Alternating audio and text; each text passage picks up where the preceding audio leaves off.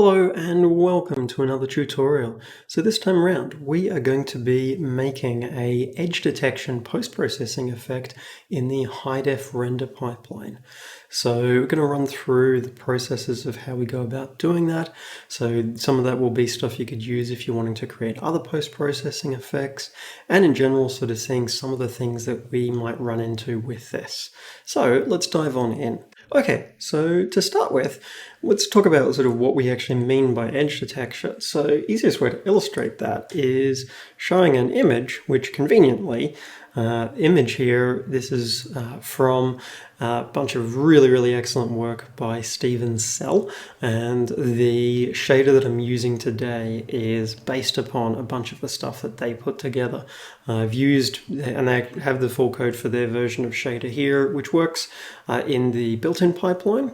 So I needed to make some tweaks, and I also changed around a few things about the algorithm for the high-def pipeline, but this gives a really good introduction to it. So I'm going to put this link in the description below as well. Highly recommend checking it out. It's a really great resource, really runs through the process and everything behind it.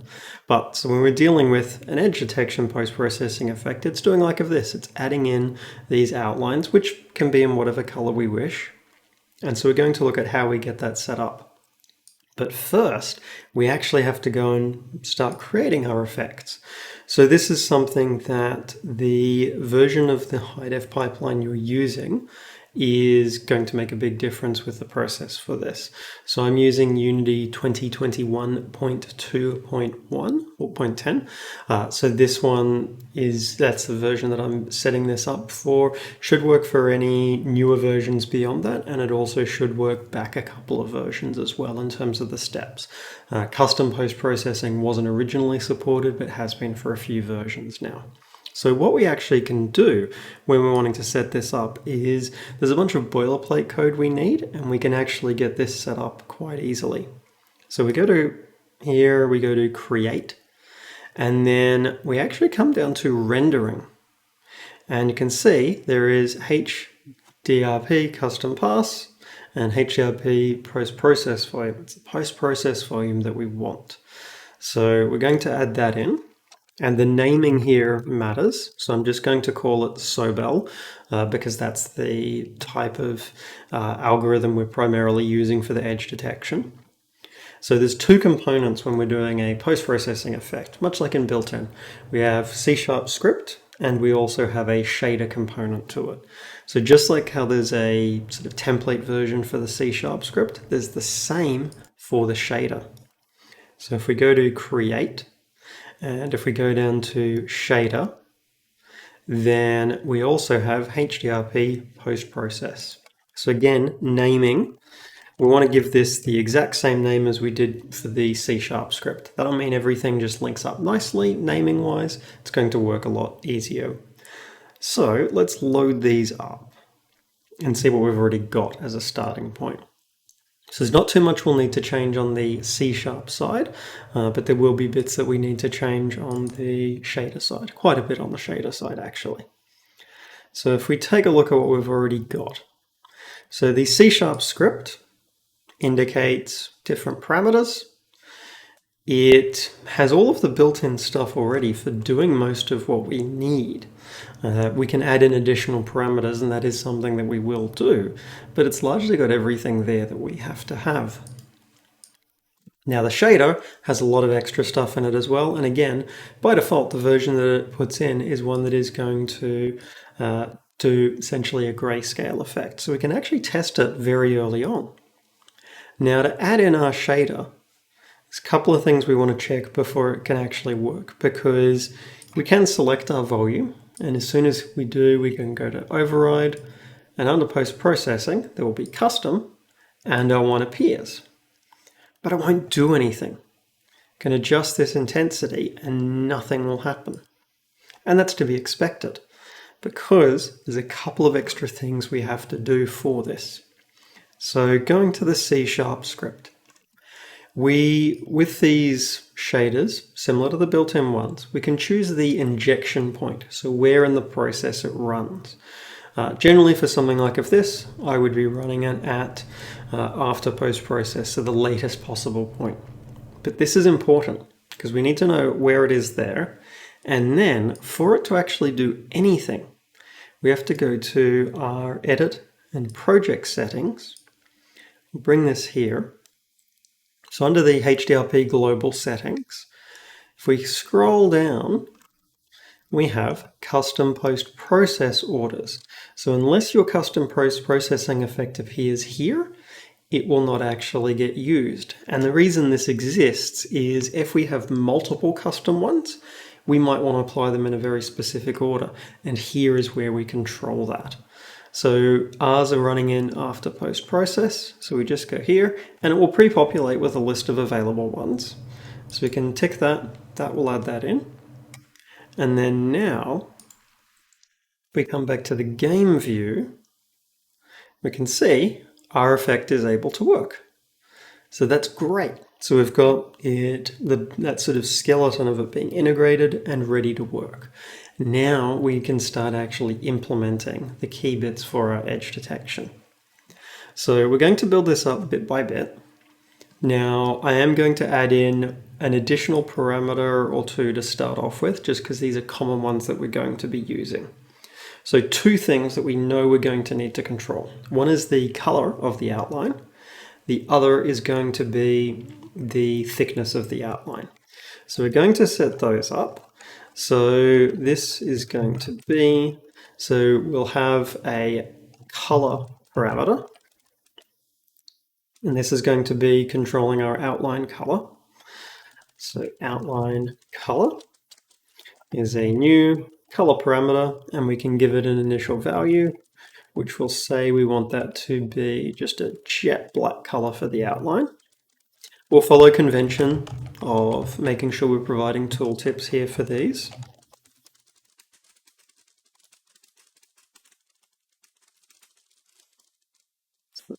Go.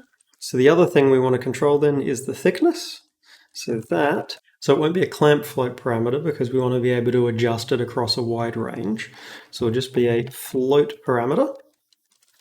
Outline thickness is a new float parameter that we're going to start at 1. And this is the thickness in pixels. Controls the thickness of the outline in pixels, roughly. Controlling the thickness of the outline is probably a better term for it, but it is roughly going to be in pixels. So now we can feed those through, and we've got examples here. So I'm just going to follow same conventions. So this will be outline color, outline thickness. This then becomes a set color. So this will be color, thickness. So that's good, we've got those. That's us done inside the C# script for now. And we can actually then come over here, and there's a lot of bits already there, but we can start to add in the bits that we need. So we've got intensity, so we can then add in thickness, and our color, well, our color, the way that comes through is going to be as a float for color.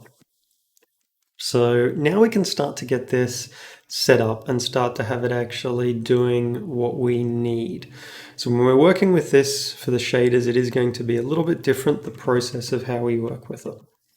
So doing the edge detection, there are a bunch of bits of things that we could use.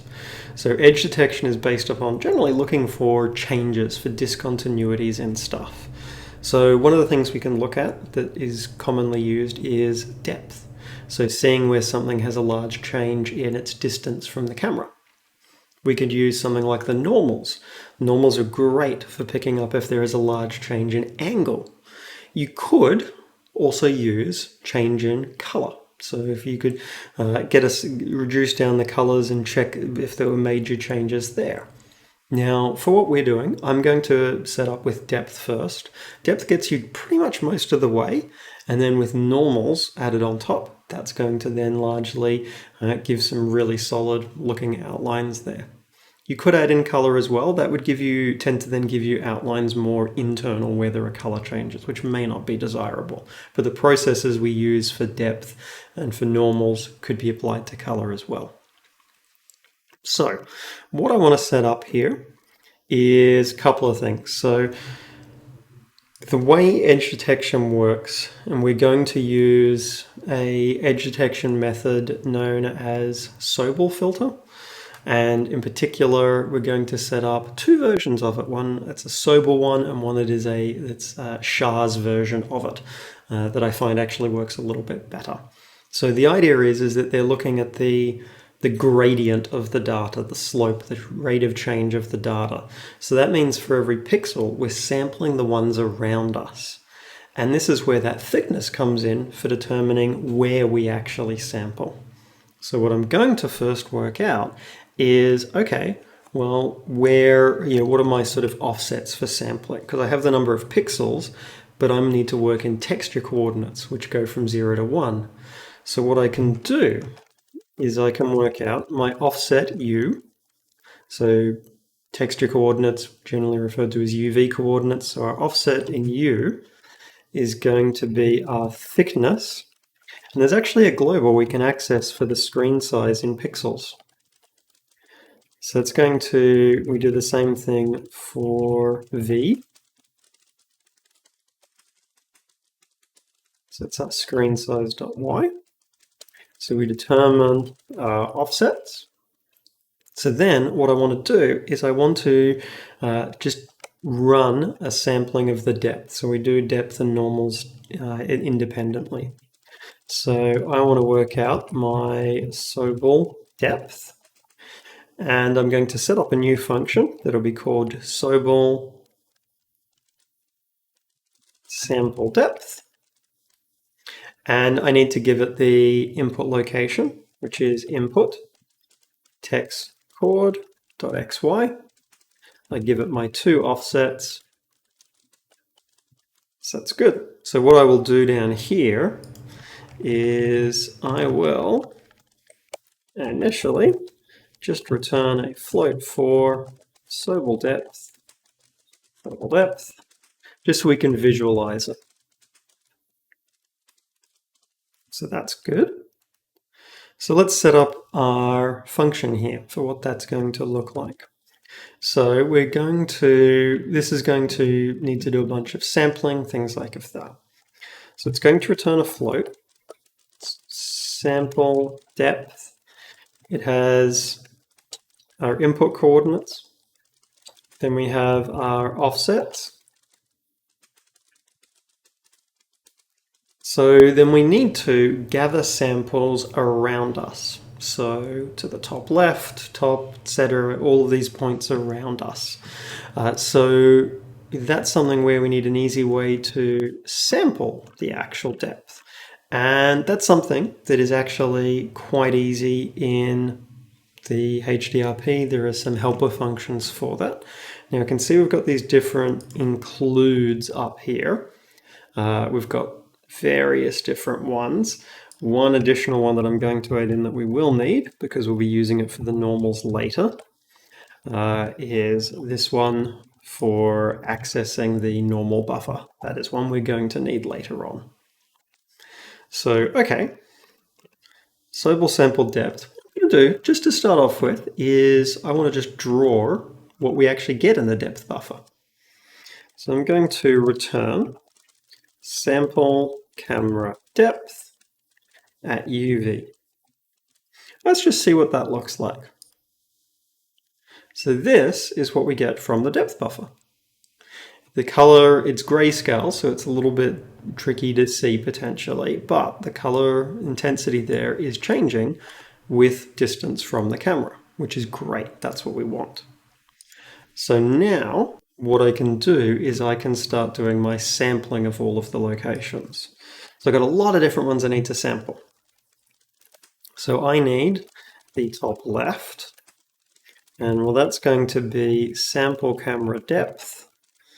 I give it the UV plus, so top left, I add in a float 2, and that's going to be minus of offset U, but positive of offset V.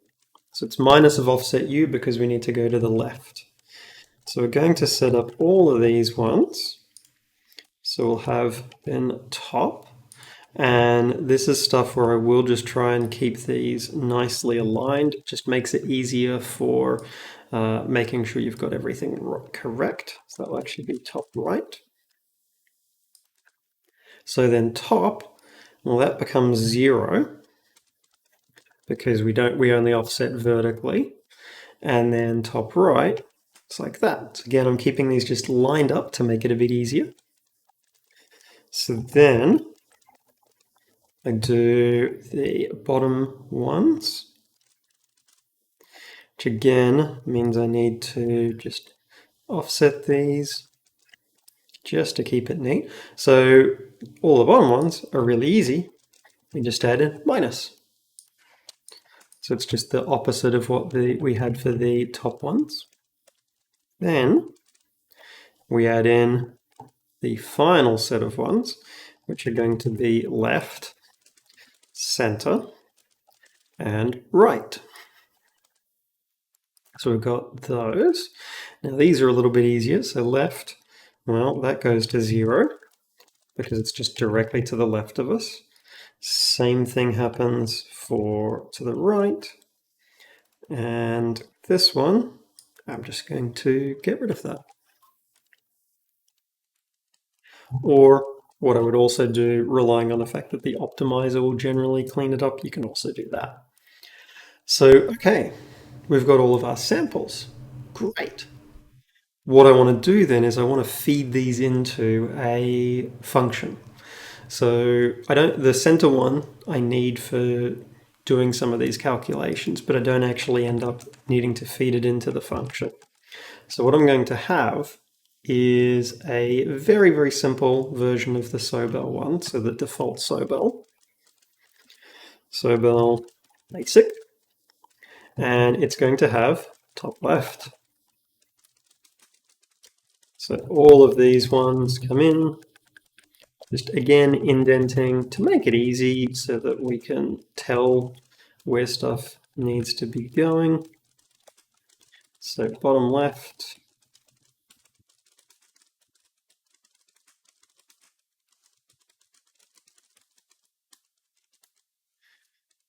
okay, so we are ready. Will be the Sobel basic one. I'm also going to, won't implement the content for it yet, but there will be the Sobel char one.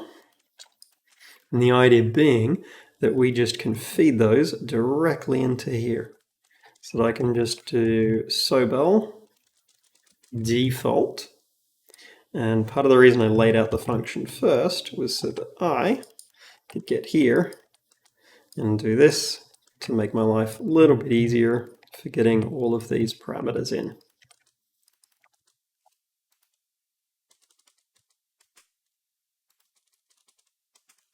So mostly there. Now with these, each one of these, we haven't passed through the center. We grab the center for a very specific reason. That's because with each of these, because we're looking at the slope, the rate of change, we want to look at all of these relative to that center.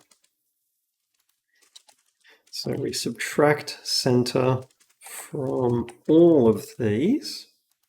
I'm going to just move that over so it's a little bit nicer again for alignment. Just keeps everything neat.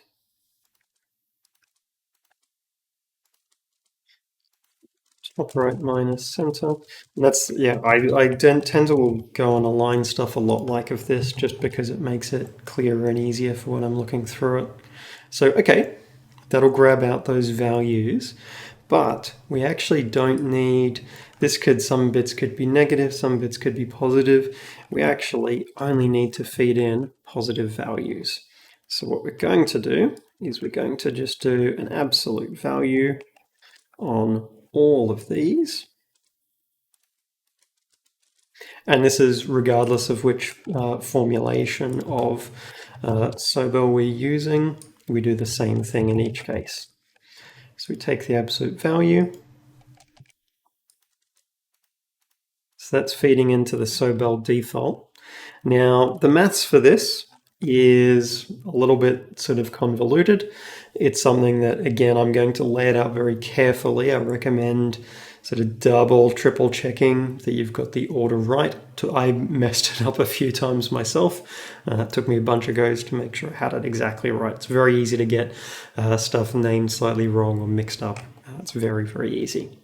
So Sobel, we work out two components, an X and a Y component, and then we combine them.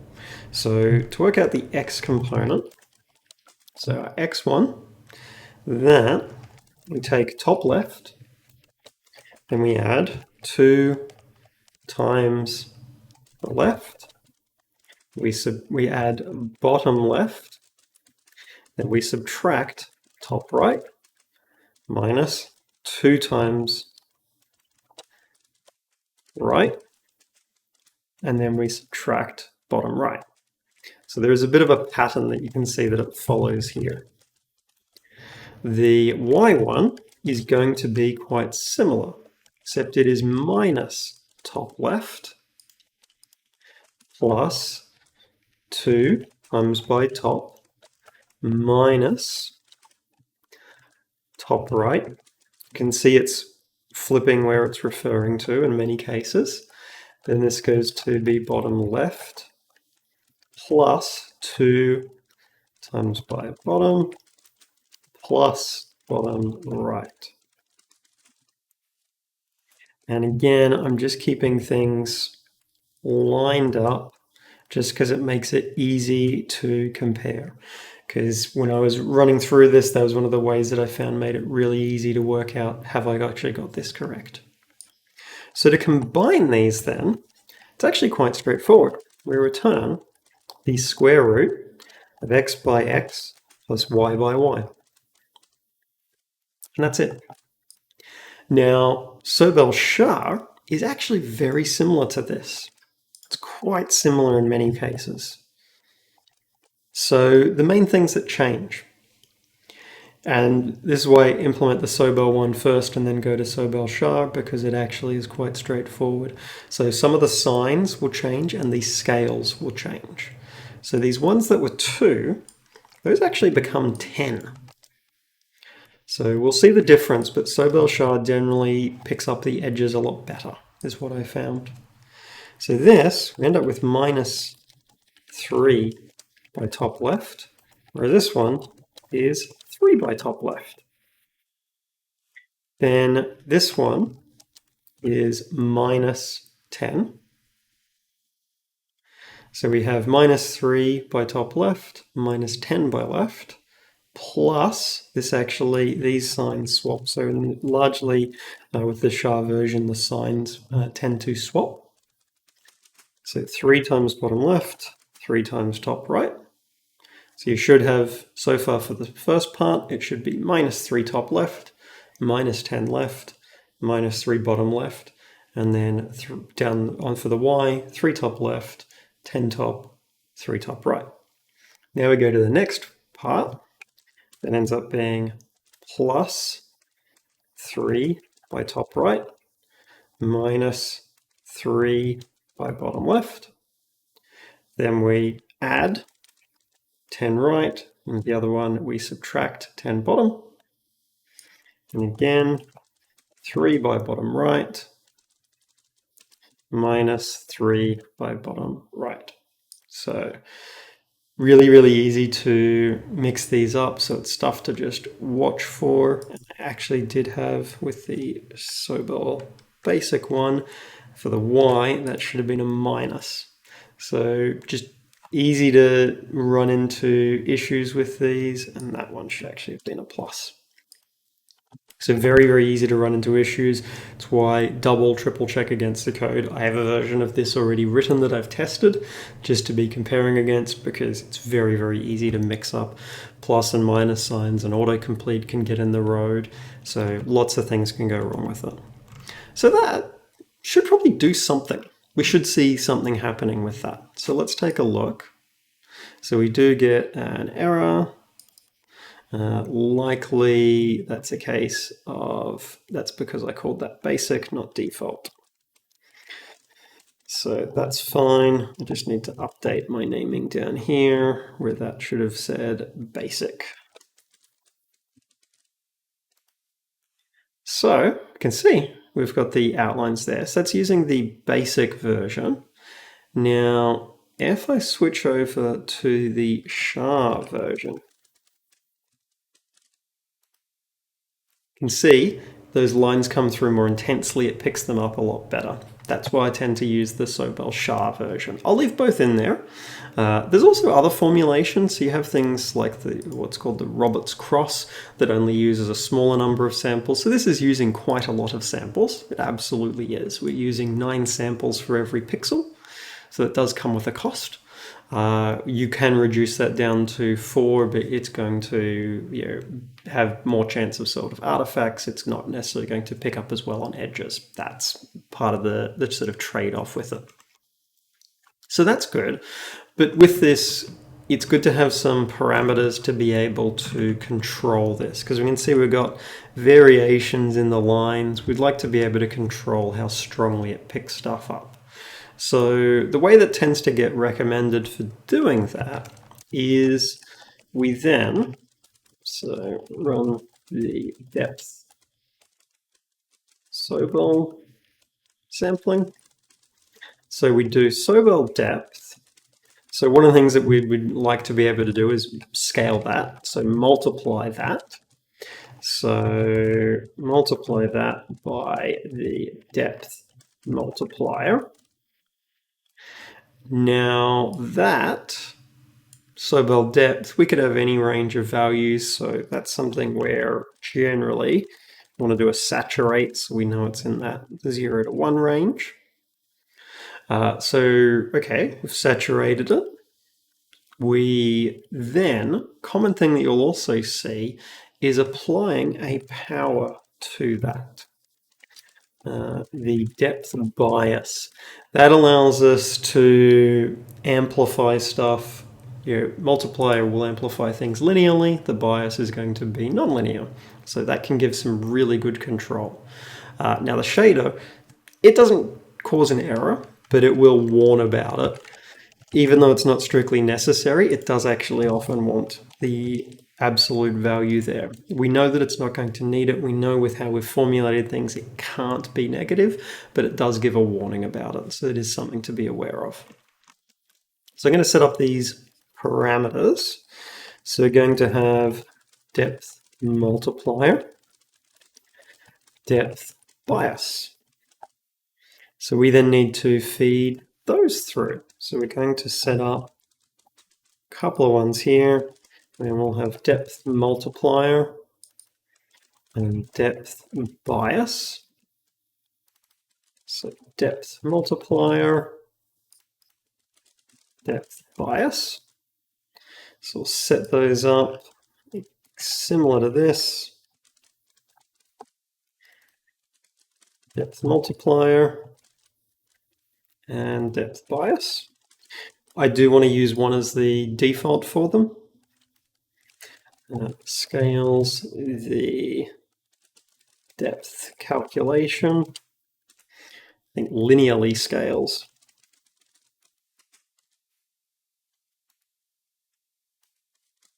And then this is it gets referred to as the bias. So bias power applied to the scaled depth value. So this will just give us a bit more control, and we'll be able to see sort of how that works. So, okay, the depth multiplier, if we ramp that up, we can see that makes them more intense. We can also achieve a similar effect often with the bias. The bias, you'll notice small values will get diminished if we increase it, so we can usually get some good results with some tweaking of both of those. So you can see increasing it reduces sort of, you're only getting really those very, very strong edges. If we make it more than 1, if we make it less than 1, then it'll bring in more values, up to the point where it starts to bring in a lot of 1s. Though you can get some pretty cool looking effects with that. So those settings will allow us to control this, which is good. So, okay, that's the depth side of things working. What about normals? So before we get normals going, because I do want to have the normals in there, I want to show what how the outline looks when we overlay it on top of stuff, and that'll make it a bit clearer of why it's useful to have the normal in there. So we've already got our source color here, and then what we're going to do is we're going to apply the Sobel effect. So we know our outline color that we've got, and we've got our scene color. So what we can do is float 3 color, and that's going to be a lerp from our source color. I'll just stick with consistent spelling. We'll get rid of the grayscale effect one. So we lerp from that to, and we have our color defined up here. And how we decide to what extent we use that is we use our Sobel depth. So we can see the outlines, those edges, are being drawn in there a little bit. And if we, as we did before, ramp up this, you can see they get drawn in much darker. So let's set up with normals now. So I'm going to turn off that, and I will leave that actually here but commented out actually, just because it's useful if you're wanting to experiment for debugging, things like that. And then I'm going to have run the normal, I'll rephrase that, Sobel sampling of the normals of the depth buffer. So the formulation of this is going to be very, very, very similar. So Sobel normal, Sobel sample normal. We provide the exact same inputs. So everything so far exactly the same. We'll output it here like this. How we actually go about doing this is going to be a little bit different though. So again, I'm going to add this in down here, keeping everything aligned. So this will be Sobel sample normal. Now, how we sample a normal in the HDRP is a little bit different. I'm going to actually set up a helper function for it. So we're going to have sample world normal, that we give it a UV coordinate. The idea being, this will return a float 3, and we can just swap it in directly here. Does mean that everything we get back is a float 3, but that's okay. We'll be able to work with that, because normals are a 3-dimensional vector, so we do get a vector 3 back. So for sampling these, the way we have to do this is a little bit different. Firstly, we set up this normal data. Then we do a decode from normal buffer, because the normal data is encoded. And this was why we added the additional include up above. That gives us access to some of these functions. So the decode from normal buffer, what are the inputs for it? You give that screen coordinates. So if I take the UV and I multiply that by screen size.xy, that's going to give me the correct value. Go normal data, so that's going to populate that data structure.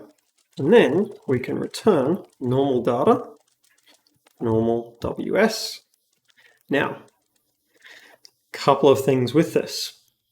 There can be glitches that you can get with this because data's not necessarily always going to have been cleared, and so we're sampling stuff where there might not necessarily be valid data.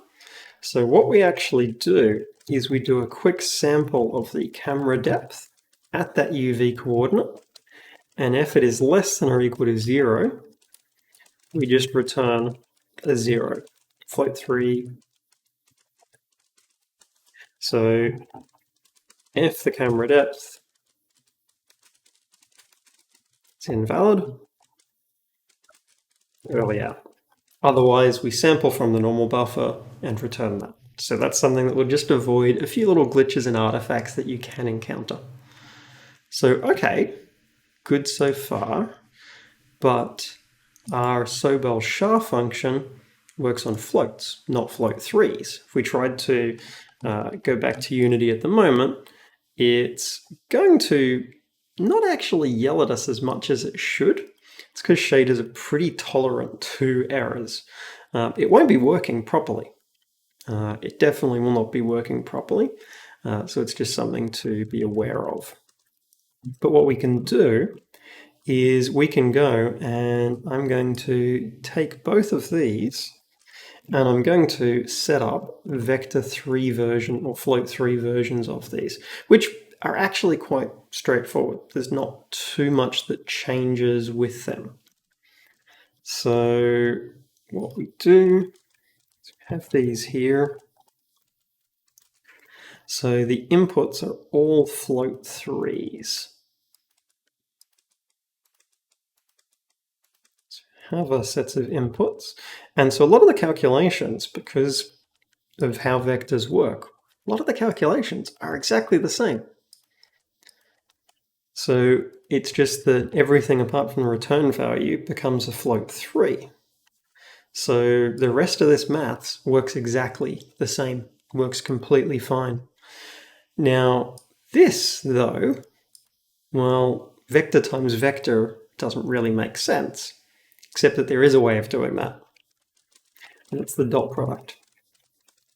So if we do the dot product of those, that's going to be having the same effect as if we were squaring just a single floating point value. So that will work. So we've now got our normal based ones, that just plugs straight in. This is returning the value here. It should be drawing that.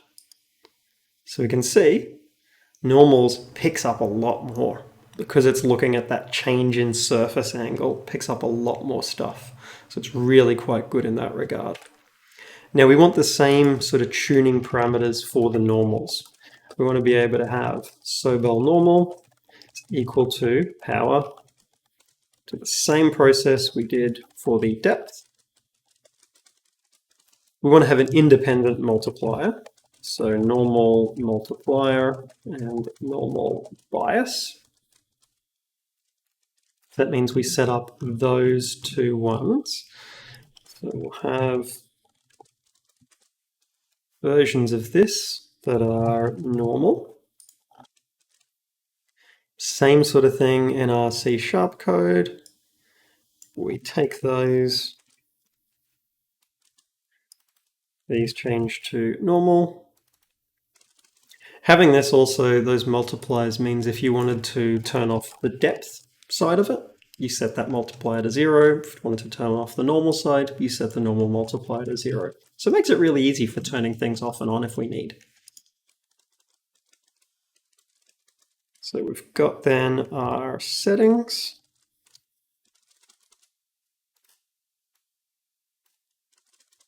So those will function exactly the same as we had for the depth-based ones. They'll do similar functions there. They're working in a very similar way.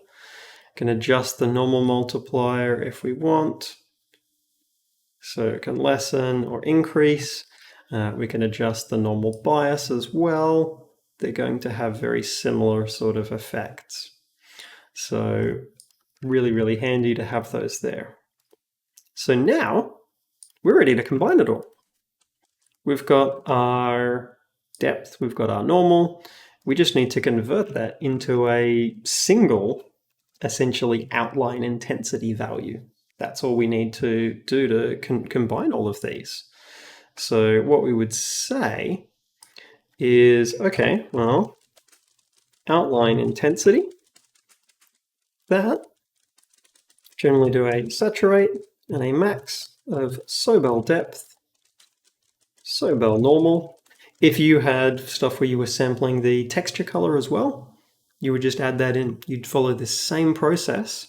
So this is something, if you did want to just sample texture color, quite easy to extend and build on this particular setup. New set of multipliers, new set of sampling there.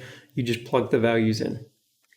So our outline intensity, now I want to be able to modulate that with our overall intensity as well. So I'm going to make it that that lerp is based upon outline intensity times by intensity. Just lets us easily adjust it if we want. And we'll turn that one off. So we've just got the final color. Then we'll call that final color.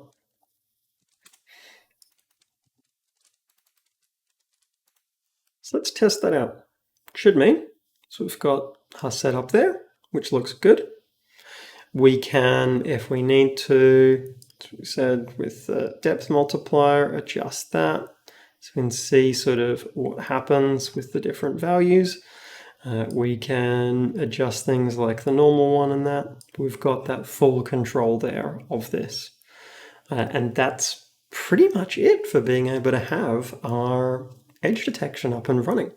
So this is specific to HDRP, but similar processes you would be able to use for things like the universal pipeline.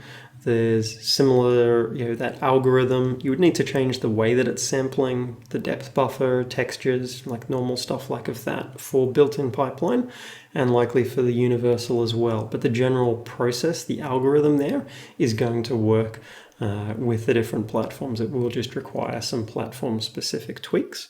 But dive in and experiment with it. See the kinds of things you can be doing. I really like the effect that it gives. It works out really quite nicely, really stable. So one thing that you might run into that I did find previously, and this was down to export settings that I had for the models. I had the export settings trying to super heavily optimize and optimize in a way that wasn't particularly great for games. So what I was getting was was very few triangles, but they were really long, thin triangles. It was causing these little sort of individual pixel artifacts that would move around. So I found that I needed to re-export with less mesh optimization so that the triangles were a bit more even in size, and that completely eliminated those individual effects from happening. So that's just something to watch for if you do see little sort of pixel artifacts like that. It's quite possibly down to the mesh. So good to inspect the meshes, check if the triangles are looking sort of really off in terms of size and scale there, and that might be the cause for it. But otherwise, experiment with it. See the kinds of cool things that you can be creating. If you want to chuck in for being able to, based on the color of the texture, look at extending that. It's quite easy to do with the framework that we've already got there. Thanks, folks. I hope you found the video interesting and enjoyable. If you did, chuck in a like and subscribe. It really helps out. It's really appreciated. If you've got any questions, chuck in a comment below. And if you've got other things you'd like to see, chuck those in a comment as well. And if you're looking for the code for the project, it is available up on GitHub, and there is a link to that in the description. I've also, remember in the description, included a link to the shader work from Steven Sell, which was such a huge help in being able to put this together, so make sure you check that out. And if you're looking for other ways to support the channel, then I do have a Patreon, and there is a link to that in the description below as well. But until next time,